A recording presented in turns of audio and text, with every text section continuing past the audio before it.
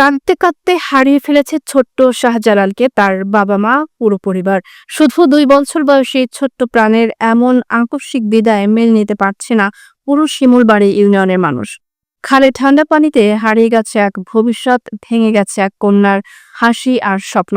শুক্রবার সকাল ৯:৩০টায় ঘরের বাইরে বেরিয়ে খেলার আনন্দ খুঁজতে খুঁজতে যাওয়া শাহজালাল আর ফিরল না। পাশের খালে পড়ে গেলে তার ছোট্ট নিঃশ্বাস থেমে যায় পানির আড়ালে। চিৎকারে জেগে ওঠে পুরো গ্রাম। মা যখন সংসারের কাজে ব্যস্ত ছিল, তখনও ছোট্ট শিশু তার সুরক্ষাহীন কোল জুড়ে খেলা করতে গিয়েছিল। আর ফিরে এলো না আর কখনো।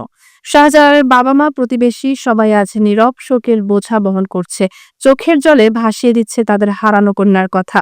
ছোট্ট শাহজালালের হাসি আর খেলাধুলার স্বপ্ন আজ রয়ে গেছে শুধু স্মৃতিতে। ফুলবাড়ী থানার অফিসার ইনচার্জ আব্দুস সালাম জানান, এই ঘটনায় অপমৃত্যু মামলা দায়ের করা হয়েছে।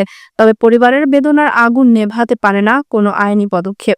এই মর্মান্তিক ঘটনা যেন সকলকে সতর্ক করে দেয়। সন্তানদের নিরাপত্তায় আরও সচেতন হতে হবে, যেন আর কোনো পরিবারের বেদনায় ভেঙে না পড়ে।